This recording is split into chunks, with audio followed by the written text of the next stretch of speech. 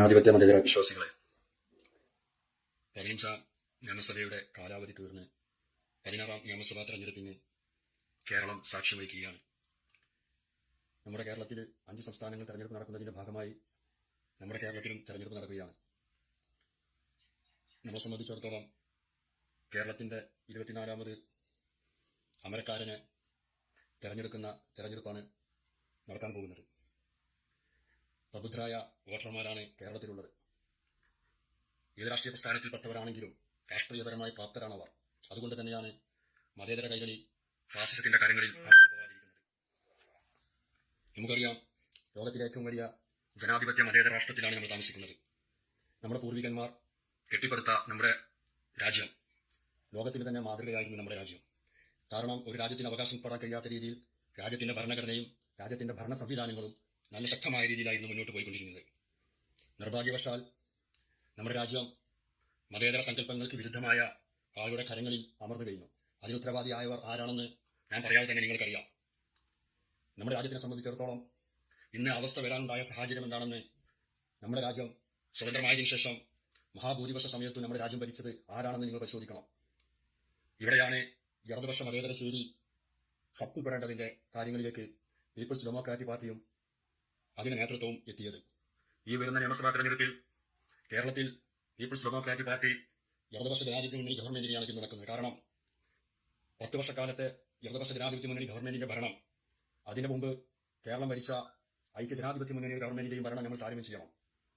ഞാനൊരു മലപ്പുറം ജില്ലയിലെ തവനൂർ മണ്ഡലത്തിലെ തുപ്രങ്കോട് പഞ്ചായത്തിലെ 11ാം വാർഡിലെ ഒരു വോട്ടറാണ്. എന്റെ മണ്ഡലത്തിലെ കാര്യങ്ങളിലേക്ക് ഞാൻ ആദ്യമായി നിങ്ങളെ കൊണ്ടുപോകാൻ ആഗ്രഹിക്കുകയാണ്. മുസ്ലിം ലീഗിന്റെ ശക്തി കേന്ദ്രമായ മലപ്പുറം ജില്ല, ഈ ജില്ല രൂപീകരിച്ചത് തന്നെ EMS നമ്പൂതിരിപ്പാടിന്റെ മന്ത്രിസഭയിലാണ്. അന്ന് ഈ ജില്ലക്കെതിരെ അതിശക്തമായ രീതിയിൽ സംഘപരിവാറുമായി ചേർന്ന് സമരം നടത്തിയവരാണ് ഇന്ന് തവനൂർ മണ്ഡലത്തിൽ മത്സരിക്കുന്ന ജോയി എന്ന പറയുന്ന സ്ഥാനാർത്ഥിയുടെ പാർട്ടി കോൺഗ്രസ്. പൊന്നാനിയിൽ നിന്നും ഒരു മാർച്ചും മലപ്പുറം ഭാഗത്തു നിന്നും ഒരു മാർച്ചുമായി ഈ ജില്ലക്കെതിരെ അതിശക്തമായ പ്രതിഷേധം സംഘടിപ്പിച്ചവരാണ് ഇന്ന് ജില്ലയിൽ വന്ന് വോട്ട് ചോദിക്കുന്നത്. ആ എതിർപ്പുകളൊക്കെ അവഗണിച്ചുകൊണ്ടാണ് മലപ്പുറം ജില്ല EMS നമ്പൂതിരിപ്പാടി രൂപീകരിച്ചത്. എന്തുകൊണ്ട് മലപ്പുറം ജില്ല രൂപീകരിച്ചു? വികസനം എത്താത്തതിന്റെ പേരിൽ ഈ പ്രദേശങ്ങളിൽ വികസനം എത്തണമെന്ന ആഗ്രഹത്തോടെയാണ് മലപ്പുറം ജില്ല രൂപീകരിച്ചത്. നിർഭാഗ്യവശാൽ മലപ്പുറം ജില്ല രൂപീകരിച്ചതിനു ശേഷം ജില്ലയിലെ മഹാഭൂരിപക്ഷം വരുന്ന ജനപ്രതിനിധികളും ഐക്യ ജനാധിപത്യ മുന്നണിക്ക് 2ാമത്തെ പ്രധാനപ്പെട്ട ഘടകകക്ഷിയായ മുസ്ലിം ലീഗിന്റെ നേതാക്കളായിരുന്നു. ഈ തവനൂർ മണ്ഡലം നിലവിൽ വരുന്നതിന് മുമ്പ് തിരൂർ മണ്ഡലത്തിന്റെ ഭാഗമായിരുന്നു ഞങ്ങളെല്ലാം. ഞാൻ താമസിക്കുന്നത് ഭാരതപ്പുഴ തീരത്ത് ചമ്മറോട്ടം എന്ന് പറയുന്ന പ്രദേശത്താണ്. എന്റെ ചമ്മറോട്ടത്തിന്റെ പ്രദേശത്തു കൂടിയാണ് ഭാരതപ്പുഴ ഒഴുകി പോകുന്നത്.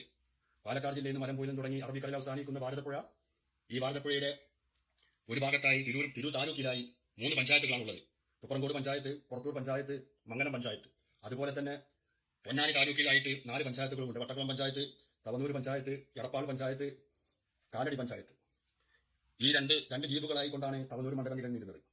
ഭാരതപ്പുഴ കരകവിഞ്ഞൊഴുകുമ്പോൾ തിരൂർ താലൂക്കിൽ നിന്നും പൊന്നാനി ഭാഗത്തേക്ക് പോകണമെങ്കിൽ കുറ്റിപ്പുറം വഴി കറങ്ങി കിലോമീറ്ററോളം താണ്ടി പോയി വരുമ്പോൾ ദിവസമാണ് നഷ്ടപ്പെടുന്നത്. അത് മാത്രമാണോ സാമ്പത്തിക നഷ്ടം? അങ്ങനെയുള്ള അനവധി പ്രാവശ്യം ET മുഹമ്മദ് ബഷീർ സാഹിബ് MLA ആയ തിരൂർ മണ്ഡലത്തിന്റെ പഴയ തിരൂർ മണ്ഡലത്തിന്റെ കഥയാണ് ഞാൻ ഈ പറയുന്നത്. അതുപോലെ തന്നെ അദ്ദേഹം മന്ത്രിയായിട്ടുണ്ട്. തവനൂർ മണ്ഡലം ഉൾപ്പെടുന്ന പൊന്നാനി പാർലമെന്റിലാണ് തവനൂർ മണ്ഡലം. പൊന്നാനി പാർലമെന്റിൽ നിന്നും മഹാനായ മഹൂം അഹമ്മദ് സാഹിബ് കേന്ദ്രമന്ത്രിയായിട്ടുണ്ട്.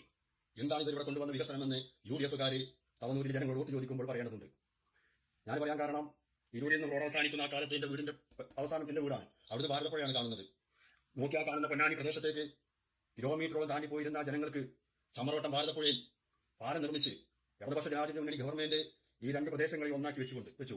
അതുപോലെ തന്നെ പുറത്തൂർ പഞ്ചായത്തിന്റെ തീരദേശ മേഖലയായ കൂട്ടായി പ്രദേശങ്ങൾ, അവിടെ നിന്നും അവിടെ ഭരണശിലാകേന്ദ്രമായ പ്രാദേശിക ഭരണശിലാകേന്ദ്രമായ വില്ലേജ് ഓഫീസ്, പഞ്ചായത്ത് ഓഫീസ്, അവിടേക്ക് എങ്ങനെയായിരുന്നു അവിടുത്തെ ജനങ്ങൾ വന്നിരുന്നത്? അവിടെയും തിരൂർ പുഴ ഒരു വെല്ലുവിളിയായിരുന്നു. ആ തിരൂർ പുഴയ്ക്ക് കുറുകെ കാവലക്കാട് ഒരു പാലം നിർമ്മിച്ചുകൊണ്ട് ആ തീരദേശ മേഖലയിൽ ഒറ്റപ്പെട്ട ജനത്തെ അവരുടെ പ്രാദേശിക ഭരണശിലാ കേന്ദ്രങ്ങളിലേക്ക് എത്തിച്ചുകൊണ്ട് ഇടതുപക്ഷ ജനാധിപത്യ മുന്നണി ഗവൺമെന്റ് അവരെയും ചേർത്ത് പിടിച്ചു. ഇതെല്ലാം ഒരു കാലത്ത് ലീഗിന്റെ ഈറ്റില്ലമായിരുന്നു. തവനൂർ മണ്ഡലം വന്നിട്ട് 3 ഇലക്ഷൻ കഴിഞ്ഞിട്ടുള്ളൂ. നിങ്ങളറിയണം മലപ്പുറം ജില്ലയിലെ ഓരോ അവസ്ഥയും. അതുപോലെ തന്നെ തിരൂർ മുനിസിപ്പാലിറ്റിയുടെ തൊട്ടടുത്ത പ്രദേശമാണ് വാണിനൂർ എന്ന് പറയുന്ന പ്രദേശങ്ങൾ. ആ പ്രദേശത്തേക്ക് തിരൂർ മുനിസിപ്പാലിറ്റിയിൽ നിന്ന് കടന്നു പോകാൻ ഏതോ കാലത്ത് നിർമ്മിച്ച ഒരു പാലമാണ്. ഒരു വാഹനം അങ്ങോട്ട് കടന്നുപോയാൽ വാഹനം ഇങ്ങോട്ട് കടക്കണമെങ്കിൽ അവിടെ നിർത്തിവെക്കണം. അങ്ങനെയുള്ള സ്ഥലങ്ങളിൽ അവിടെ അബ്ദുറഹ്മാൻ എന്ന് പറയുന്ന ഒരു ജനപ്രതിനിധി വിജയിച്ചതിന് ശേഷമാണ് അവിടെ ആ പാലം നമുക്ക് സ്വപ്നം കാണാൻ കഴിഞ്ഞത്. അതുപോലെ തന്നെ കേരളത്തിൽ അറിയപ്പെടുന്ന 3 റോഡുകൾ മലപ്പുറം ജില്ലയിലൂടെ കടന്നു പോകുന്നു എന്നൊരു കാര്യം ഓരോ കേരളീയനും ഓരോ മലപ്പുറം ജില്ലക്കാരനും ശ്രദ്ധിച്ചു കേൾക്കണം. കേന്ദ്രത്തിൽ ഭരണം ഉണ്ടായിരുന്നില്ല, UDF-ന് കോൺഗ്രസ് കേന്ദ്രത്തിൽ ഭരിച്ചിരുന്നില്ലേ? കേരളത്തിൽ അവർക്ക് ഭരണം ഉണ്ടായിരുന്നില്ലേ? അനവധി മുനിസിപ്പാലിറ്റികൾ പഞ്ചായത്തുകളും അവരുടെ കയ്യിലായിരുന്നില്ലേ? അക്കാലങ്ങളിൽ ഇവർ എന്തായിരുന്നു ചെയ്തിരുന്നത്? ബഹുമാനപ്പെട്ട പാണക്കാട് പ്രവർത്തകൻ തറവാട്ടിൽ നിന്നും മുസ്ലിം ലീഗിന്റെ പ്രതിനിധികൾ പ്രാർത്ഥന കഴിഞ്ഞ് ഓരോ മണ്ഡലത്തിലേക്കും അവരെ പറഞ്ഞയക്കും. ജയിച്ചതിന് ശേഷം ആ മണ്ഡലത്തിലേക്ക് അവരെ കാണണമെങ്കിൽ അടുത്ത തെരഞ്ഞെടുപ്പ് വരണം. അതിൽ നിന്നും ജനങ്ങൾ രാഷ്ട്രീയപരമായി പ്രാപ്തരായി, വിദ്യാഭ്യാസപരമായി പ്രാപ്തരായി, മീഡിയകൾ ശക്തമായി, സോഷ്യൽ മീഡിയകൾ ശക്തമായി, ഈ സമയത്ത് അവർക്ക് ജനങ്ങളുടെ മുന്നിൽ പിടിച്ചു നിൽക്കാൻ കഴിയാത്ത ഒരു പശ്ചാത്തലം സംജാതമായി വന്നു. കെ ടി ജലീൽ എന്ന് പറയുന്ന ജനപ്രതിനിധി 3 പ്രാവശ്യം തവനൂരിനെ പ്രതികരിച്ചിട്ടുണ്ട്. നിങ്ങൾക്കറിയാം, തവനൂരിന്റെ ഒരു പ്രദേശമാണ് തവനൂരിന്റെയും പൊന്നാനിന്റെയും ഭാഗമായി കിടക്കുന്ന എടപ്പാൾ ജംഗ്ഷൻ. എന്തായിരുന്നു അവിടെ? അവിടുത്തെ വാഹനക്കുരുക്ക് എന്തായിരുന്നു? ട്രാഫിക് ജാം എന്തായിരുന്നു? അവിടെ അതിലൂടെ യാത്ര ചെയ്യുന്നവർക്ക് അറിയാമായിരുന്നില്ലേ? അവിടെ ഫ്ലൈ ഓവർ നിർമ്മിച്ചുകൊണ്ട് ആ ട്രാഫിക് കുരുക്ക് ഒഴിവാക്കിയിട്ടുണ്ട്. എത്ര വികസനങ്ങൾ! തവനൂർ മണ്ഡലത്തിൽ മാത്രം വന്ന പാലങ്ങൾ. അതുപോലെ തന്നെ തവനൂർ മണ്ഡലത്തിലെ നിവാസികൾക്ക് ദൂരദിക്കിൽ നിന്ന് യാത്ര ചെയ്തു വരുമ്പോൾ പ്രധാനപ്പെട്ട 2 റോഡുകൾ കടന്നു പോകുന്ന തവനൂർ മണ്ഡലത്തിലൂടെയാണ്. 6 വരിപ്പാത. ഇങ്ങനെ 6 വരിപ്പാത സാധ്യമാക്കാൻ കഴിഞ്ഞത് ഉമ്മൻചാണ്ടിയുടെ ഭരണകാലത്ത് 6 വരിപ്പാതയ്ക്ക് സ്ഥലം ഏറ്റെടുത്ത് കൊടുക്കാൻ കഴിയാതെ അന്നത്തെ ഉമ്മൻചാണ്ടി സർക്കാർ, നാഷണൽ ഹൈവേ അതോറിറ്റി അവരെ കാര്യാലയം കൂട്ടി ഡൽഹിയിലേക്ക് കടന്നുപോയി. അവിടെ നിന്നാണ് 1ാം പിണറായി സർക്കാർ കേരളത്തിൽ അധികാരത്തിൽ വരുന്നത്. നടപ്പിലാക്കാൻ കഴിയാതെ ഉപേക്ഷിച്ചു പോയ പദ്ധതി 6 വരിപ്പാത അത് യാഥാർത്ഥ്യമാക്കി. ഒരു സംസ്ഥാനത്തും ഒരു സംസ്ഥാന ഗവൺമെന്റും ഇങ്ങനെയുള്ള പദ്ധതികൾക്ക് പണം മുടക്കിയിട്ടില്ല. അവിടെയും സാമ്പത്തിക പ്രയാസങ്ങൾ ഉണ്ടായിട്ട് പോലും കേരളത്തിൽ ജനങ്ങൾക്ക് വേണ്ടി അനവധി മലയാളികൾ പ്രവാസ ലോകത്ത് തൊഴിൽ ചെയ്ത് ജീവിക്കുന്നു. അവരുടെ സ്വപ്നങ്ങളായ റോഡ് എന്റെ നാട്ടിൽ വരണമെന്ന ആഗ്രഹം അത് സാക്ഷാത്കരിച്ചത് ഇടതുപക്ഷ ജനാധിപത്യ മുന്നണി ഗവൺമെന്റാണ്. അതുപോലെ തന്നെ തീരദേശ മേഖല, തീരദേശ ഹൈവേ കടന്നു പോകുന്നുണ്ട്. ആ തീരദേശ ഹൈവേ തവനൂർ മണ്ഡലത്തിലൂടെ കടന്നു പോകുന്നു. അതിന് പൊന്നാനി താലൂക്കിനെയും തിരൂർ താലൂക്കിനെയും ബന്ധിപ്പിക്കുന്ന അറബിക്കടലിന്റെ തീരത്ത് ബംഗാളിലെ ഔറ മോഡൽ ഒരു പാലം പണിയണം. അതിന് കെ ടി ജലീൽ വീണ്ടും MLA ആയി വരികയും ഇടതുപക്ഷ ജനാധിപത്യ മുന്നണി ഗവൺമെന്റ് അധികാരത്തിൽ വരികയും വേണമെന്നാണ് പീപ്പിൾസ് ഡെമോക്രാറ്റിക് പാർട്ടി ആഗ്രഹിക്കുന്നത്. പീപ്പിൾസ് ഡെമോക്രാറ്റിക് പാർട്ടിയുടെ ചെയർമാൻ അബ്ദുൽ നാസർ മദനി വർഷങ്ങൾക്ക് മുമ്പ് അദ്ദേഹത്തിന്റെ പ്രഭാഷണങ്ങളിലും മലപ്പുറം ജില്ലയിലെ പിന്നോക്കാവസ്ഥ നിരന്തരം അദ്ദേഹം ചൂണ്ടിക്കാട്ടിയിരുന്നു. അങ്ങനെയുള്ള ജില്ലയുടെ വികസനവും സമാധാന സമൂഹം എന്ന കേരളത്തിന്റെ സ്വപ്നം, വലിയ കലാപങ്ങളില്ലാത്ത കേരളം, അതുപോലെ തന്നെ കേരളത്തിലെ നിലവിലെ മന്ത്രിമാർക്കെതിരെ അഴിമതി ഉന്നയിക്കാൻ പോലും കഴിയാത്ത രീതിയിൽ നമുക്കറിയാം യു.ഡി.എഫിന്റെ ഭരണകാലം ഉമ്മൻചാണ്ടി സർക്കാർ അധികാരത്തിൽ കയറുമ്പോൾ ആരായിരുന്നു ഉമ്മൻചാണ്ടി സർക്കാരിന്റെ മന്ത്രിസഭയിൽ ആഭ്യന്തരമന്ത്രി? തിരുവഞ്ചൂർ രാധാകൃഷ്ണനായിരുന്നു. പ്രതിപക്ഷ സമരം ചെയ്തുകൊണ്ടാണോ തിരുവഞ്ചൂർ രാധാകൃഷ്ണൻ അതിൽ നിന്ന് മാറ്റിയത്? ഇത് ചിന്തിക്കണം. തിരുവഞ്ചൂർ രാധാകൃഷ്ണൻ മാറ്റാൻ എന്താ കാരണം? ആ സമയത്ത് KPCC പ്രസിഡന്റ് രമേശ് ചെന്നിത്തലയായിരുന്നു. ആ രമേശ് ചെന്നിത്തല 5ാം മന്ത്രിസ്ഥാന സമയത്ത് ലീഗിനെതിരെ അതിശക്തമായ രീതിയിൽ കേരളത്തിൽ നടന്ന് പ്രസംഗിച്ച പ്രസംഗങ്ങൾ നമ്മൾ കേട്ടതാണ്. അതേ KPCC പ്രസിഡന്റായിരുന്ന രമേശ് ചെന്നിത്തല ആഭ്യന്തരമന്ത്രിയായിക്കൊണ്ട് ആ തിരുവഞ്ചൂർ രാധാകൃഷ്ണൻ മാറ്റിണ്ടായിരുന്ന ആ ഡീൽ എന്തായിരുന്നു? NSSുമായി നടത്തിയ ഡീല്. NSSന്റെ നേതാവ് സുകുമാരൻ നായർ പറഞ്ഞത് മതേതര കേരളം, സാക്ഷര കേരളം തല താഴ്ത്തി നിന്ന് അന്വേഷണമായിരുന്നത്. എന്തായിരുന്നു പറഞ്ഞത്? ഞാൻ എന്നാണ് അദ്ദേഹം അഭിസംബോധന ചെയ്തുകൊണ്ട് പറഞ്ഞത്. രമേശിനെ ഞാൻ മത്സരിപ്പിച്ചത് വെറും MLA ആകാനല്ല. ആരാ പറയുന്നത്? കോൺഗ്രസിന്റെ ഒരു സ്ഥാനാർത്ഥിയെ കുറിച്ച്, കോൺഗ്രസിന്റെ ഒരു MLA കുറിച്ച് മറ്റൊരു ജാതി സംഘടന നേതാവ് അന്ന് പറഞ്ഞു. രമേശിനെ ഞാൻ മത്സരിപ്പിച്ചത് വെറും MLA ആകാനല്ല, താക്കോൽ സ്ഥാനം വേണമെന്ന് പറഞ്ഞു. താക്കോൽ സ്ഥാനം മേടിച്ചു കൊണ്ടുപോയി മതേതര കോൺഗ്രസ്, മുസ്ലിം ഉൾപ്പെടുന്ന മതേതര കോൺഗ്രസ് തല താഴ്ത്തി നിന്നു. കേരളം അതിന്റെ തല താഴ്ത്തേണ്ടി വന്നു. അങ്ങനെ ഒരു കാലം കേരളത്തിലുണ്ടായിരുന്നു. എന്തായിരുന്നു യു.ഡി.എഫിന്റെ ഭരണകാലം? യു.ഡി.എഫിന്റെ അന്നത്തെ മന്ത്രിസഭയ്ക്കെതിരെ അതിശക്തമായി പ്രതിഷേധം സംഘടിപ്പിച്ചതും നയിച്ചതും ഇന്നത്തെ പ്രതിപക്ഷ നേതാവ് വി.ഡി. സതീശനാണ്. ഉമ്മൻചാണ്ടി സർക്കാരിനെതിരെ അഴിമതി ഉന്നയിച്ചതാരാ? കോൺഗ്രസിന്റെ നേതാക്കളായിരുന്നു. അന്നത്തെ പ്രതിപക്ഷത്തിനെക്കാട്ടും കൂടുതൽ അഴിമതി ആരോപണം ഉന്നയിച്ചത്. അതുപോലെ തന്നെ വിദ്യാഭ്യാസ മേഖല, തൊഴിൽ മേഖല, സാമ്പത്തിക സംസ്ഥ മേഖലയിലും വ്യവസായ മേഖലയിലും ആ സർക്കാർ ഒരു പരാജയമായിരുന്നു. 10 വർഷക്കാലത്ത് പിണറായി സർക്കാർ വന്നതിന് ശേഷം നമുക്കറിയാം സർക്കാർ പൊതുമേഖലാ സ്ഥാപനമായ ട്രാൻസ്പോർട്ട് ഇന്നത് ലാഭത്തിലാണ്. ഐക്യജനാധിപത്യ മുന്നണി ഭരിക്കുന്ന സമയത്ത് എന്തായിരുന്നു അവസ്ഥ? ഇതിൽ നിന്നൊക്കെ മാറ്റം വന്ന് കേരളത്തിൽ സഞ്ചരിക്കാനുള്ള അടിസ്ഥാനപരമായ എല്ലാ സൗകര്യങ്ങളും ഗവൺമെന്റ് വന്നതിന് ശേഷം വന്നിട്ടുണ്ട്. എല്ലാ വിഷയങ്ങളും, വിദ്യാഭ്യാസ മേഖല, ആരോഗ്യ മേഖല, സാമ്പത്തിക മേഖല, എല്ലാം കേന്ദ്ര സർക്കാർ അപ്രഖ്യാപിത സാമ്പത്തിക ഉപരോധത്തിനിടയിലും കേരളത്തിലെ ജനങ്ങളെ ചേർത്ത് പിടിച്ചുകൊണ്ട് ഇടതുപക്ഷ ജനാധിപത്യ മുന്നണി ഗവൺമെന്റ് 10 വർഷക്കാലത്തെ ഭരണം നിങ്ങൾ വിലയിരുത്തണം. ഞാൻ ആരുടെയും കാര്യങ്ങൾ പറയുന്നില്ല. ഉമ്മൻചാണ്ടി ഭരണകാലത്ത് കേരളത്തിൽ നടന്ന വിഷയങ്ങൾ, 5ാം മന്ത്രിസ്ഥാന വിഷയത്തിൽ ഫാസിസം അത് ഉപയോഗപ്പെടുത്തിയത്, അവസരം ഉണ്ടാക്കി കൊടുത്തതാരാ? 5ാം മന്ത്രിസ്ഥാന വിഷയം നമുക്കറിയാലോ, കേരളത്തിൽ നടന്ന സംഭവവികാസങ്ങളൊക്കെ. ഇവിടെ എനിക്ക് പറയാനുള്ളത് 10 വർഷക്കാലത്തെ ഇടതുപക്ഷ ജനാധിപത്യ മുന്നണി ഗവൺമെന്റിന്റെ ഭരണത്തിൽ കേരളം ലോക നിലവാരത്തിലേക്ക് പല കാര്യത്തിലും കേരളം 1ാം സ്ഥാനമാണ്. അത് വെറുതെ നേടിയതല്ല, ഭരിക്കുന്ന ഭരണകർത്താക്കളുടെ ഇച്ഛാശക്തി കൊണ്ട് മാത്രമാണ്. അതുകൊണ്ട് തന്നെയാണ് ഈ വരുന്ന തെരഞ്ഞെടുപ്പിൽ പീപ്പിൾസ് ഡെമോക്രാറ്റിക് പാർട്ടി വീണ്ടും ഇടതുപക്ഷ ജനാധിപത്യ മുന്നണി ഗവൺമെന്റ് അധികാരത്തിൽ കയറണമെന്ന് പറയുന്നത്. നമുക്കൊരു വിഴിഞ്ഞം പദ്ധതി, വയനാട്ടിലെ തുരങ്കപാത, 6 വരിപ്പാത, മലയോര ഹൈവേ, തീരദേശ ഹൈവേ, എത്ര പാലങ്ങൾ, എല്ലാ ജില്ലയിലും വികസനം എത്തിയില്ലേ? കിഫ്ബിയെ എതിർത്തവർ കിഫ്ബി വേണമെന്ന് പറയുന്നില്ലേ? കിഫ്ബി കൊണ്ടാണ് എന്റെ മണ്ഡലത്തിൽ പദ്ധതി വന്നതെന്ന് ഐക്യജനാധിപത്യ മുന്നണിയുടെ MLA പറയുന്ന ഒരു സ്ഥിതിയിലേക്ക് എത്തിച്ചു. കിഫ്ബിയെ കൂട്ടാൻ വേണ്ടിയും കിഫ്ബിയെ തകർക്കാൻ വേണ്ടിയും പ്രതിപക്ഷ നേതാവ് ഉൾപ്പെടുന്ന നേതാക്കൾ എന്തെല്ലാം പറഞ്ഞത്? ഇവിടെ മൃദുനിന്റെ സമീപനം സ്വീകരിച്ചതുകൊണ്ടാണ് ദേശീയ തലത്തിൽ ഇന്ത്യൻ നാഷണൽ കോൺഗ്രസ് ഇന്ന് ഈ അവസ്ഥയിലേക്ക് എത്തിയത്. പ്രതിപക്ഷ സ്ഥാനം കിട്ടിയത് തന്നെ മറ്റു പ്രാദേശിക കക്ഷികളുമായി ചേർന്നതുകൊണ്ടാണ്. ഈ വരുന്ന നിയമസഭാ തെരഞ്ഞെടുപ്പ് നമ്മൾ പാർലമെന്റിലേക്ക് നമ്മൾ കോൺഗ്രസിനെ വിജയിപ്പിച്ചു കൊടുത്തു. കേന്ദ്രത്തിൽ ഒരു കോൺഗ്രസിന്റെ നേതൃത്വത്തിൽ ഒരു ഇന്ത്യ സഖ്യത്തിന്റെ നേതൃത്വത്തിൽ ഗവൺമെന്റ് വരട്ടെ എന്ന് ആഗ്രഹിച്ചിട്ടാണ് 2 പ്രാവശ്യം വിജയിപ്പിച്ചു കൊടുത്തു. ഇവിടെ കേരള നിയമസഭാ തെരഞ്ഞെടുപ്പ് നടക്കാൻ പോകുന്നത്. നമുക്കൊരു കോൺഗ്രസിന്റെ കഴിഞ്ഞ കാല അനുഭവങ്ങൾ, അവർ അധികാരത്തിൽ കയറിയപ്പോൾ ഉണ്ടായിരുന്ന പ്രശ്നങ്ങൾ, നേതാക്കൾ പരസ്പരം തെരുവിളിക്കുകയാണ്. ഇപ്പോൾ തന്നെ കോൺഗ്രസിന്റെ പ്രമുഖ നേതാവ് MP-മായ സുധാകരൻ പറയുന്നത് 100 സീറ്റ് കിട്ടില്ലെങ്കിൽ VD സതീശൻ വനവാസത്തിന് പോകണമെന്ന് പറഞ്ഞത്. ആരാണ് പറയുന്നത്? പ്രതിപക്ഷമല്ല ട്രോളുന്നത്. ഓരോ പ്രദേശങ്ങളും നമ്മൾ പരിശോധിക്കണം. വികസനമെത്താത്ത ഏത് പ്രദേശമാണ് ഈ 10 വർഷക്കാലത്ത് കേരളത്തിലുള്ളത്? എന്തായിരുന്നു UDF ഭരണകാലത്ത് വിദ്യാഭ്യാസ മേഖലയിൽ നമ്മുടെ കുരുന്നുകൾക്ക് പാഠപുസ്തകം ലഭിച്ചിരുന്നോ? അന്നത്തെ വിദ്യാഭ്യാസ മന്ത്രി ബഹുമാനപ്പെട്ട അബ്ദുറബ്ബ് പറഞ്ഞ കോമഡികളൊക്കെ മാധ്യമങ്ങൾ പരിശോധിച്ചാൽ നിങ്ങൾക്ക് മനസ്സിലാക്കാൻ സാധിക്കും. അതുകൊണ്ട് വരുന്ന നിയമസഭാ തെരഞ്ഞെടുപ്പിൽ ഇനിയും ഒരുപാട് പദ്ധതികൾ കേരളത്തിൽ നടപ്പിലാക്കേണ്ടതുണ്ട്. പവർ കട്ടില്ലാത്ത കേരളം. എന്തായിരുന്നു നമ്മുടെ കേരളത്തിന്റെ അവസ്ഥ? UDF ഭരിക്കുന്ന സമയത്ത് കറണ്ട് നമുക്ക് ലഭിച്ചിരുന്നോ? പൂർണ്ണാർത്ഥത്തിൽ കറണ്ട് ലഭിച്ചിരുന്നോ? അവിടെ നിന്നും പവർ കട്ടില്ലാത്തൊരു കേരളത്തിലേക്ക്, സഞ്ചരിക്കാൻ അനുയോജ്യമായ പാതകളുള്ള ഒരു കേരളത്തിലേക്ക്, ടൂറിസം മേഖലയിൽ വികസന കുതിപ്പുമായി നിൽക്കുന്ന കേരളം, ഇങ്ങനെയുള്ള പദ്ധതികളൊക്കെ കേരളത്തിൽ കൊണ്ടുവന്നത് 10 വർഷക്കാലത്തെ ഭരണമാണ്. മലപ്പുറം ജില്ല മഹാഭൂരിപക്ഷ മണ്ഡലങ്ങളിലും UDF-ന്റെ പ്രതിനിധി ഉണ്ടായിരുന്ന കാലഘട്ടം ഉണ്ടായിരുന്നു. കേരളത്തിൽ അവർ ഭരണത്തിലായിരുന്നു. തൊട്ടടുത്ത പ്രദേശങ്ങൾ മുനിസിപ്പാലിറ്റിയൊക്കെ അവരുടെ കൈവശമായിരുന്നു, പഞ്ചായത്തുകളുടെ കൈവശമായിരുന്നു. ഇത് മഹാഭൂരിപക്ഷം ജനപ്രതിനിധികളും ഐക്യ ജനാധിപത്യ മുന്നണിയുടെ ഘടകകക്ഷിയായ മുസ്ലിം ലീഗിന്റെയും കോൺഗ്രസിന്റെയുമായിരുന്നു. ആ അക്കാലഘട്ടത്തിലൊന്നും ഒരു വികസനവും ഈ പ്രദേശങ്ങളിൽ അവർ കൊണ്ടുവരാൻ കഴിഞ്ഞിട്ടില്ല. ഈ വികസനം നഷ്ടപ്പെടുത്തണം. വർഗീയ കലാപങ്ങളില്ലാത്ത, മത തീവ്രവാദികൾ, വർഗീയവാദികൾ അഴിഞ്ഞാടാത്ത ഈ കൊച്ചു കേരളത്തെ സന്തോഷത്തോടെ, നമുക്ക് ഐക്യത്തോടെ മതനിരപേക്ഷ കേരളം, സമാധാന സമൂഹമെന്ന ഈ ആശയത്തിൽ ഈ കൈരളിയെ ചേർത്ത് പിടിക്കാൻ ഇച്ഛാശക്തിയുള്ള ഗവൺമെന്റ് ഈ ഫാസിസം അരങ്ങുവാഴുന്ന ഈ കാലഘട്ടത്തിൽ അനിവാര്യമാണ്. അതുകൊണ്ട് പ്രിയമുള്ളവരെ, ജനാധിപത്യ വിശ്വാസികളെ, നിങ്ങൾ പാർട്ടി മാറണമെന്നും ഞാൻ പറയുന്നില്ല. നിങ്ങൾ ഏത് പാർട്ടിക്കാരാണ്, അതൊക്കെ നിങ്ങൾ ജനാധിപത്യ അവകാശമാണ്. അതാണ് ജനാധിപത്യത്തിന്റെ സൗന്ദര്യം. ഇഷ്ടമുള്ള പാർട്ടി പ്രവർത്തിക്കാനും പ്രവർത്തിക്കാതിരിക്കാനുമുള്ള അവകാശം എല്ലാ പ്രവർത്തകർക്കുണ്ട്. ഇവിടെ നമ്മളെ സംബന്ധിച്ചിടത്തോളം ഡിജിറ്റൽ യുഗത്തിലാണ് നമ്മൾ സഞ്ചരിക്കുന്നത്. നമ്മളൊക്കെ പ്രവാസികളാണ്. അതുപോലെ ലക്ഷക്കണക്കിന് മലയാളികൾ പ്രവാസ ലോകത്ത് പല രാജ്യങ്ങളിലായി തൊഴിൽ ചെയ്യുന്നുണ്ട്. അവിടങ്ങളിലുള്ള അടിസ്ഥാന സൗകര്യങ്ങൾ നമ്മൾ കാണുമ്പോൾ എന്നാണ് നമ്മുടെ കേരളത്തിൽ ഇങ്ങനെയുള്ള റോഡുകൾ വരിക എന്നൊക്കെ ഒരു സ്വപ്നം നമ്മൾ കണ്ടിരുന്നു. ഓരോ പട്ടണത്തിലും ഓരോ പാലങ്ങൾ കാണുമ്പോൾ ഇത് കേരളമാണോ? 10 വർഷക്കാലങ്ങൾക്ക് മുമ്പ് കേരളത്തിൽ വന്ന പല ടൂറിസ്റ്റുകളും ഈ 10 വർഷക്കാലം കേരളത്തിൽ വന്നു കഴിഞ്ഞാൽ ഇത് കേരളമാണോ എന്ന് അത്ഭുതപ്പെട്ട് മുന്നോട്ട് പോകും. പ്രിയമുള്ളവരെ, ഒരിക്കൽ കൂടി നിങ്ങളോട് പറയുന്നു, നിങ്ങൾ കഴിഞ്ഞ പാർലമെന്റ് തെരഞ്ഞെടുപ്പിൽ കേരളത്തിൽ ഒരു കോൺഗ്രസ് ഗവൺമെന്റ് വരട്ടെ എന്ന് ആഗ്രഹിച്ചുകൊണ്ട് നമ്മൾ അവർ വോട്ട് ചെയ്തു. 2 പ്രാവശ്യവും ഫാസിസത്തിന്റെ കാര്യങ്ങളിലേക്കാണ് അവർ പോയത്. നമുക്കറിയാം, ബീഹാറിൽ ഇപ്പോൾ തെരഞ്ഞെടുപ്പ് കഴിഞ്ഞു. അവിടെയുള്ള RJD നേതൃത്വം കൊടുക്കുന്ന രാഷ്ട്രീയ പാർട്ടി നേതൃത്വം കൊടുക്കുന്ന പാർട്ടിയിൽ നിന്നും പിടിവാശിയോട് 60ഓളം സീറ്റ് കോൺഗ്രസ് പിടിച്ചു വാങ്ങി. വെറും 60 സീറ്റിലാണ് കോൺഗ്രസ് 6 സീറ്റിലാണ് കോൺഗ്രസിന് ജയിക്കാൻ കഴിഞ്ഞത്. ആ 6 സീറ്റ് അതുകൊണ്ട് അവിടെ അധികാരം നഷ്ടപ്പെട്ടു. ആ 6 സീറ്റ് ജയിച്ച കോൺഗ്രസിന്റെ MLA-മാർ കൂട്ടത്തോടെ BJP-യിലേക്ക് ചേക്കേറുകയാണ് ചെയ്തത്.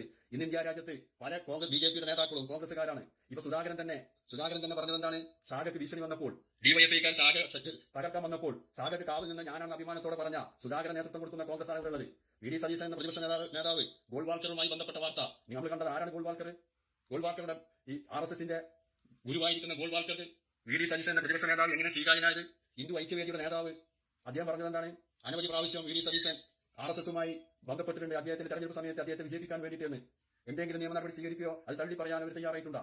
നമുക്കറിയാം, ചരിത്രത്തിൽ നിലയിൽ പരിശോധിച്ച് നോക്കുമ്പോൾ കേരളത്തിൽ മാധ്യമങ്ങളിൽ നിന്ന് ചർച്ച ചെയ്യപ്പെടുന്ന കോലൂബി സഖ്യം, ആ കോലൂബി സഖ്യം വടകരയിലും ബേപ്പൂരും RSS-ന്റെ പ്രതിനിധിയെ സ്വതന്ത്ര പരിവേഷം നൽകി വിജയിപ്പിക്കാൻ വേണ്ടി കോൺഗ്രസും ലീഗും BJP-യും കൈകോർത്ത മതേതര കേരളത്തിന്റെ കടക്കൽ കത്തിവെച്ച ആ ചരിത്രം 91 ഓർമ്മ ശരിയാണെങ്കിൽ, പക്ഷെ മതേതര കേരളത്തിലെ ജനങ്ങൾ പ്രാർത്ഥനയോടെയും വടകരയിലും ബേപ്പൂരിലും ജനങ്ങൾ അവരുടെ മതനിരപേക്ഷത ഉയർത്തിപ്പിടിച്ചുകൊണ്ട് അന്ന് പാണക്കാട് തങ്ങൾ നേതൃത്വം കൊടുക്കുന്ന ലീഗും അതുപോലെ തന്നെ മതേതര അപ്പോസ്റ്റലന്മാർ പറയുന്ന കോൺഗ്രസും സംഘപരിവാറായി BJP-യും ആ 3 കക്ഷിയെയും ആ മുന്നണിയെ പരാജയപ്പെടുത്തി മതേതര കൈരളിയെ സംരക്ഷിക്കുകയാണ് ചെയ്തത്. ഇപ്പോൾ നടന്ന പാർലമെന്റ് തെരഞ്ഞെടുപ്പിൽ 80,000-ഓളം വോട്ടിന് ജയിച്ചിരുന്ന തൃശൂർ മണ്ഡലം, അവിടുത്തെ ഏറ്റവും നല്ല ശക്തനായ സ്ഥാനാർത്ഥി കരുണാകരൻ മുഖ്യമന്ത്രിയുടെ മകൻ മുരളീധരൻ നിർത്തിയിട്ട് പോലും അവർ 3-ാം സ്ഥാനത്ത് പോയി. BJP-യുമായി നടത്തിയ ഡീലായിരുന്നു. നേമത്ത്, കേരളത്തിൽ ആദ്യം നിയമസഭയിൽ ഒരു MLA വന്നത് എങ്ങനെയാ? നേമത്ത് അവർ സിറ്റിംഗ് സീറ്റായിരുന്നു കോൺഗ്രസിന്റെ. അവർക്ക് വെറും 10,000-ൽ മാത്രം വോട്ടേ ലഭിച്ചുള്ളൂ. അവിടെ വോട്ട് ആർക്ക് മറിച്ചു കൊടുത്തു? പിന്നീട് അവിടെ തന്നെ തെരഞ്ഞെടുപ്പിൽ കേരളത്തിന്റെ വിദ്യാഭ്യാസ മന്ത്രിയായ, കേരളത്തിന്റെ മതേതരത്തിന്റെ അഭിമാനമായ ശിവൻകുട്ടി മത്സരിച്ചുകൊണ്ടാണ് സംഘപരിവാറിനെ കേരള നിയമസഭയിൽ നിന്ന് പുറത്താക്കിക്കൊണ്ട് മതേതര കൈരളിയെ സംരക്ഷിച്ചത്. അതുകൊണ്ട് തന്നെയാണ് ഇടതുപക്ഷ ജനാധിപത്യ മുന്നണിക്ക് പീപ്പിൾസ് ഡെമോക്രാറ്റിക് പിന്തുണ കൊടുക്കുന്നത്. മതനിരപേക്ഷ കേരളം, സമാധാന സമൂഹം, ഇത് ഇടതുപക്ഷ ഗവൺമെന്റിൽ നിന്നും പ്രതീക്ഷയുണ്ട്. എന്റെ പ്രസ്ഥാനത്തിന്റെ പ്രതീക്ഷയാണ് എന്റെ പ്രതീക്ഷ. ആ പ്രസ്ഥാന പ്രകാരം ഇടതുപക്ഷ ജനാധിപത്യ മുന്നണിക്ക് പിന്തുണ കൊടുക്കുന്നുണ്ടോ? ആ പിന്തുണ കൊടുക്കുന്നത് വരെ ഇടതുപക്ഷ ജനാധിപത്യ മുന്നണിയുടെ വിജയത്തിന് വേണ്ടി ഒരു യഥാർത്ഥ ഒരു പ്രവർത്തകൻ എന്ന നിലയ്ക്ക് അവരുടെ വിജയത്തിന് വേണ്ടി പ്രവർത്തിക്കുമെന്ന് തന്നെയാണ് പറയാനുള്ളത്. ഇനിയെങ്കിലും കേരളത്തിലെ വോട്ടർമാരോട് ഒരിക്കൽ കൂടി പറയുന്നു, നമ്മൾ വോട്ട് ചെയ്തതിനു ശേഷം ദുഃഖിച്ചൊരു കാര്യമില്ല. ഒരുപാട് വികസനങ്ങൾ നടക്കാനുണ്ട്. വയനാട് തുരങ്കപാത അത് പണി പൂർത്തീകരിക്കേണ്ടതുണ്ട്. അതുപോലെ തീരദേശ ഹൈവേ പൂർത്തീകരിക്കേണ്ടതുണ്ട്. 6 വരിപ്പാത കുറച്ച് ഭാഗങ്ങൾ ശരിയാക്കേണ്ടതുണ്ട്. ഇതൊക്കെ തുടർ ഭരണം കിട്ടിയാൽ മാത്രമേ സാധിക്കുകയുള്ളൂ. അല്ലാത്ത പക്ഷം ഐക്യ ജനാധിപത്യ മുന്നണി ഭരണത്തിൽ വന്നു കഴിഞ്ഞാൽ അവർ പറയും ഫണ്ടില്ലാന്ന്. അതുപോലെ തന്നെ സാമൂഹ്യ പെൻഷൻ, എന്തെല്ലാം പദ്ധതികളാണ് ഗവൺമെന്റ് കൊണ്ടുവന്നിട്ടുള്ളത്? വയനാട് ദുരിതം, വയനാട് പ്രളയം വന്നപ്പോൾ കേന്ദ്ര ഗവൺമെന്റ് പോലും തിരിഞ്ഞു നോക്കാത്ത സമയത്ത് അവിടെ കോൺഗ്രസ്സുകാരും മറ്റും വന്നിട്ട് മുഖ്യമന്ത്രിയുടെ ദുരിതാശ്വാസ നിധിയിലേക്ക് ഫണ്ട് കൊടുക്കണ്ട എന്ന് പറഞ്ഞു. പക്ഷേ ആ ഫണ്ട് കൊടുക്കണ്ട എന്ന് പറഞ്ഞ് കുറെ ആളുകൾ അതിൽ നിന്നും പിന്മാറുകയും അങ്ങനെ ആ ജനതയെ ചേർത്ത് പിടിച്ചുകൊണ്ട് അവർക്ക് വീട് മാത്രമല്ല വയനാട് വെച്ചു കൊടുക്കുന്നത്, ടൗൺഷിപ്പാണ്. അത് കാണണം. അത് എല്ലാം നഷ്ടപ്പെട്ട ജനങ്ങൾക്ക് ഒരു സ്വപ്ന ലോകമാണ് വയനാട് കേരള സർക്കാർ ചെയ്യുന്നത്. ഇന്നലെ മിനിഞ്ഞാന്നേറ്റ് മന്ത്രി രാജനെ തേടി വയനാട്ടിലെ അവിടുത്തെ നിവാസികൾ വന്നിരുന്നു. പൊട്ടിക്കരഞ്ഞുകൊണ്ടാണ് അവർ മന്ത്രി രാജനെ കെട്ടിപ്പിടിച്ചത്. ഇത് ഞാൻ പറഞ്ഞതല്ല, മനോരമയാണ്. UDF മുഖപത്രം എന്നറിയപ്പെടുന്ന മനോരമയാണ് ഈ വീഡിയോ പോസ്റ്റ് ചെയ്തത്. അതുകൊണ്ട് പ്രിയമുള്ളവരെ, ഒരിക്കൽ കൂടി പറയുന്നു, ഓടുന്ന ട്രെയിൻ തലവെക്കാതെ ഈ വരുന്ന തെരഞ്ഞെടുപ്പിൽ ഒരിക്കൽ കൂടി പൂർത്തീകരിക്കേണ്ട വികസനത്തിന് വേണ്ടി കേന്ദ്രത്തിൽ ആരാണ് ഭരിക്കുന്നത് എന്ന് നിങ്ങൾക്കറിയാം. ഈ സമയത്ത് കേരളത്തിൽ ഒരു ഇടതുപക്ഷ ജനാധിപത്യ മുന്നണി ഗവൺമെന്റ് കേരളത്തിന്റെ സംരക്ഷണ വലയം തീർക്കുന്ന, ഫാസിസത്തിനെതിരെ ശക്തമായ നിലപാട് സ്വീകരിക്കുന്ന, മതനിരപേക്ഷ സമൂഹത്തെ കെട്ടിപ്പടുക്കുന്ന എക്കാലവും കൈരളിക്ക് താങ്ങും തണലുമായ ഈ മുന്നണിയെ വിജയിപ്പിച്ചുകൊണ്ട്, പ്രത്യേകിച്ചും തവനൂർ മണ്ഡലത്തിൽ മത്സരിക്കുന്ന KT ജലീൽ എന്ന അവരുടെ അദ്ദേഹത്തിന്റെ തെരഞ്ഞെടുപ്പ് ചിഹ്നമായ ലോറി അടയാളത്തിലും മറ്റ് ഇടതുപക്ഷ ജനാധിപത്യ മുന്നണി സ്ഥാനാർത്ഥികൾ അവരുടെ തെരഞ്ഞെടുപ്പ് ചിഹ്നത്തിലും വിജയിപ്പിച്ചുകൊണ്ട് കേരള നിയമനിർമ്മാണ സഭയിലേക്ക് അയക്കണമെന്ന് മുഴുവൻ ജനാധിപത്യ വിശ്വാസികളോടും ഒരിക്കൽ കൂടി അഭ്യർത്ഥിച്ചുകൊണ്ട് നിർത്തുന്നു. എല്ലാവർക്കും വിപ്ലവ അഭിവാദ്യങ്ങൾ.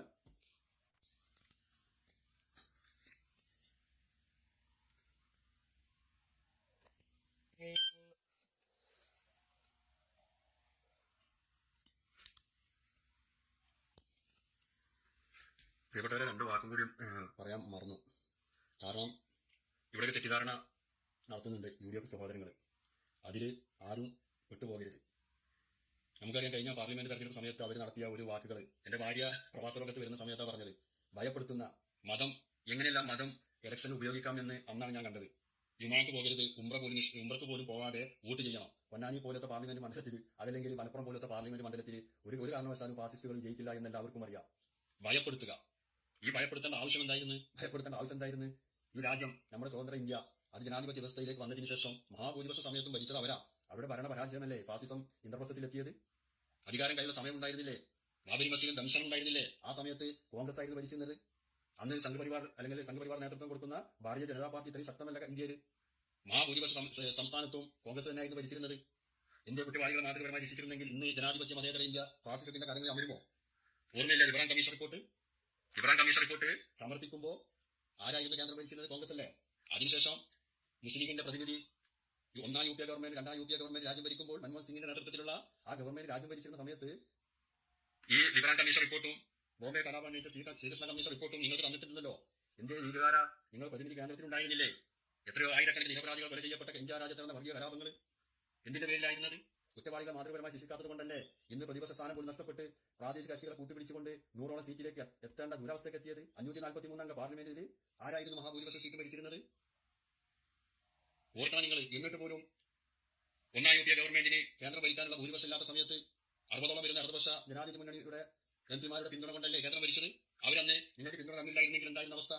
അവർക്ക് ലീഗിനോട് വിരോധം ഉണ്ടെങ്കിൽ അന്ന് അഹമ്മദ് സാഹിബ് കേന്ദ്രത്തിൽ മന്ത്രിയാകുമ്പോൾ അന്ന് കോൺഗ്രസിന്റെ നേതൃത്വത്തോട് അവർക്ക് വെക്കാമായിരുന്നു. എന്തായിരുന്നു? അഹമ്മദ് സാഹിബ് ഒഴിവാക്കണം, ഞങ്ങൾക്ക് കേരളത്തിൽ ക്ഷീണം പറ്റും, അതുകൊണ്ട് അഹമ്മദ് സാഹിബ് മന്ത്രിയാകുകയാണ്, ഞങ്ങൾ പിന്തുണ തരൂല എന്ന് എവിടെയെങ്കിലും ഇടതുപക്ഷം മുന്നണി പറഞ്ഞോ? രാഷ്ട്രീയത്തിൽ ഒരിക്കലും ലീഗ് വിരോധം, അല്ലെ കോൺഗ്രസ് വിരോധം, അല്ലെ കമ്മ്യൂണിസ്റ്റ് വിരോധം, ജലീൽ വിരോധം, അതല്ല രാഷ്ട്രീയം. നിങ്ങൾക്ക് ഇഷ്ടമുള്ള പാർട്ടിയിൽ പ്രവർത്തിക്കാതിരിക്കാം, ഇഷ്ടമുള്ള പാർട്ടി വോട്ട് ചെയ്യാൻ രാഷ്ട്രീയപരമായി കാണണം. ഇത് നരകം സ്വർഗം നിശ്ചയിക്കുന്ന തെരഞ്ഞെടുപ്പല്ല, ഇതൊരു ഭൗതിക വിഷയമാണ്. ഇത് സംസ്ഥാനം ഭരിക്കുന്ന ഒരു ഇലക്ഷനാണ്. പാർലമെന്റ് രാജ്യം ഭരിക്കുന്ന ഇലക്ഷനാണ്. പിന്നുള്ളത് രാജ്യസഭയാണ്. രാജ്യസഭ നമ്മൾക്ക് അതിൽ റോളില്ല. അത് MLA-മാർ വോട്ട് ചെയ്ത് രാജ്യസഭ രാജ്യസഭയിലെ ആളുകൾ പറഞ്ഞയക്കുകയാണ്. അതുപോലെ തന്നെ പ്രാദേശിക ഭരണശിലാ കേന്ദ്രമായ പഞ്ചായത്ത് ഇലക്ഷനൊക്കെ മാന്യമായ തെരഞ്ഞെടുപ്പിലൂടെ നിങ്ങൾ UDF ഭരണകാലത്ത് നിങ്ങൾ നടപ്പിലാക്കിയ വികസനവും LDF ഗവൺമെന്റ് വന്ന വികസനങ്ങൾ ജനങ്ങൾ മുന്നിൽ വെച്ച് ജനങ്ങൾ വിലയിരുത്തി വോട്ട് ചെയ്യട്ടെ. നിങ്ങൾ UDF-നാണ് വോട്ട് ചെയ്യട്ടെ, LDF-നാണ് വോട്ട് ചെയ്യട്ടെ. ആർക്കും ഒരു വിരോധമില്ല. കാരണം 10 വർഷക്കാലം ഈ ഗവൺമെന്റ് വന്നതും അതിന് മുമ്പ് UDF ഉണ്ടായിരുന്ന ലീഗിന്റെ പ്രതിനിധികളൊക്കെ ഉണ്ടായിരുന്ന കാലഘട്ടത്തിൽ മലപ്പുറം ജില്ലയിൽ നടത്തുന്ന വികസനമൊക്കെ ചർച്ച ചെയ്ത് ജനങ്ങൾ തീരുമാനിക്കട്ടെ. ഒരു വ്യക്തിയെ ഏകോപനം ചെയ്യുക. ഞാൻ ഒരാളോട് ചോദിക്കുമ്പോൾ അയാൾ പറയും ജലീൽ തോൽക്കണം. എന്തിനാണ് ജലീൽ തോൽക്കുന്നത് എന്ന് അദ്ദേഹത്തോട് ചോദിക്കും, മറുപടി ഇല്ല. ജലീൽ തോൽക്കണം. ഇതങ്ങനെ പിണറായി എന്താ പിണറായി ചെയ്ത തെറ്റ് പറയണം. എന്താണ് തെറ്റ്? ഒരു ഗവൺമെന്റ് ഉണ്ടെങ്കിൽ ഗവൺമെന്റ് വീഴ്ചകൾ ചൂണ്ടിക്കാട്ടണം. ജനങ്ങൾ മുന്നിലേക്ക് എത്തിക്ക്. ആ ഗവൺമെന്റ് കൊണ്ടുവന്ന വികസന കാര്യങ്ങൾ ജനങ്ങൾ മുന്നിലുണ്ട്. എല്ലാ ഭരണകൂടം ഭരിക്കുമ്പോഴൊക്കെ ചെറിയ ചെറിയ ന്യൂനതകൾ ഉണ്ടാവും. എല്ലാ 100 അർത്ഥത്തിൽ എല്ലാ ഗവൺമെന്റ് ശരിയാണെന്നുള്ള അഭിപ്രായം ഉണ്ടാവില്ല ജനങ്ങൾക്ക്. ജനങ്ങൾ വിധി ചെയ്തിട്ടെ, അവർ തീരുമാനിക്കട്ടെ കാര്യങ്ങളൊക്കെ. ഇവിടെ നമുക്കറിയാം EMS പട്ടാമ്പി മത്സരിച്ച സമയത്ത് EMS-നെ പരാജയപ്പെടുത്താൻ വേണ്ടി അവിടെ ഉണ്ടായിരുന്ന കോൺഗ്രസ് സ്ഥാനാർത്ഥിനെ പിൻവലിച്ചുകൊണ്ട് RSS-നെ പ്രതിനിധി നിർത്തിയില്ലേ? EMS-നെ പരാജയപ്പെടുത്താൻ എന്തായിരുന്നു ജനങ്ങളോട് ചെയ്തത്? എത്ര തെരഞ്ഞെടുപ്പുകൾ മഞ്ചേശ്വരത്തെ കാസർഗോഡോ BJP-യുടെ O രാജഗോപാലിനെ സ്ഥാനാർത്ഥിയാക്കിയില്ല നിങ്ങൾ? എത്ര തെരഞ്ഞെടുപ്പുകളിൽ പല സ്ഥലത്തും? എങ്ങനെയാണ് സംഘപരിവാർ കേരളത്തിൽ വളർന്നത്? അവർ നിങ്ങളുടെ ഗംഗാരു സഞ്ചിയിൽ കുഞ്ഞിനെ കൊണ്ട് നടക്കുന്നത് പോലെയായിരുന്നു RSS-നെ കോൺഗ്രസ് ഇന്ത്യയിൽ കൊണ്ടുവന്നത്. ചരിത്രമാണ് പറയുന്നത്. ജവഹർലാൽ നെഹ്റു വിദേശത്തേക്ക് യാത്ര പോയ സമയത്ത് AICC സമ്മേളനത്തിൽ തീരുമാനം RSS-ന് കോൺഗ്രസിന് മെമ്പർഷിപ്പ് കൊടുക്കുന്ന ഒരു കാര്യം. ജവഹർലാൽ നെഹ്റു തിരിച്ചു വന്നപ്പോൾ അത് പിൻവലിക്കേണ്ടി വന്ന് എന്തെല്ലാം സംഭവങ്ങളാണ് കോൺഗ്രസിന്റെ അകത്ത് തന്നെ ഉണ്ടായിരുന്നത്. ഇപ്പോ ഹിമാചൽ പ്രദേശിൽ മതേതര കോൺഗ്രസിന്റെ പ്രകടന പത്രിക നിങ്ങൾക്ക് അറിഞ്ഞിട്ടുണ്ടാവും. ചാണകത്തിന് സെസ്, ചാണക ഫാക്ടറി, അതുപോലെ തന്നെ ഉത്തരേന്ത്യ പല സംസ്ഥാനങ്ങളിലും കൊണ്ടുവന്നത് ഈ ബീഫ് നിരോധനം കൊണ്ടുവന്നത് BJP അല്ല. അതൊക്കെ ഒന്ന് പരിശോധിച്ചാൽ മനസ്സിലാകും. കേരളത്തിലും ഇനി സംഘപരിവാറിന്റെ അവസ്ഥ കൊണ്ടുവരാനാണ് കോൺഗ്രസ് ശ്രമിക്കുന്നത്. കോൺഗ്രസ് മതേതര കോൺഗ്രസ് ആവട്ടെ, നമുക്ക് കോൺഗ്രസിനോട് വിരോധമില്ല. കോൺഗ്രസിനോട് ലീഗിനോട് ഏത് രാഷ്ട്രീയ പാർട്ടിയോടല്ല വിരോധം. ഇതൊരു ജനാധിപത്യമാണ്. ആ ജനാധിപത്യ പോരാട്ടത്തിൽ രാഷ്ട്രീയ പാർട്ടികൾ മത്സരിക്കും, ജനങ്ങൾ വിധി ചെയ്തു. ഇതൊരു ജനാധിപത്യ ഉത്സവമാണ്. സന്തോഷത്തോടെ ജനാധിപത്യ ഉത്സവത്തെ കാണുക. നാട്ടിൽ ജനങ്ങൾക്ക് വേണ്ടി എന്ത് ചെയ്തു അവരെ തെരഞ്ഞെടുക്കുക. മസ്തിഷ്കം ആർക്കും പണയം വെക്കാതിരിക്കുക. ഇത്രയും തന്നെ പറയാനുള്ളൂ. എല്ലാവർക്കും ഒരിക്കൽ കൂടി വിപ്ലവാഭിവാദ്യങ്ങൾ.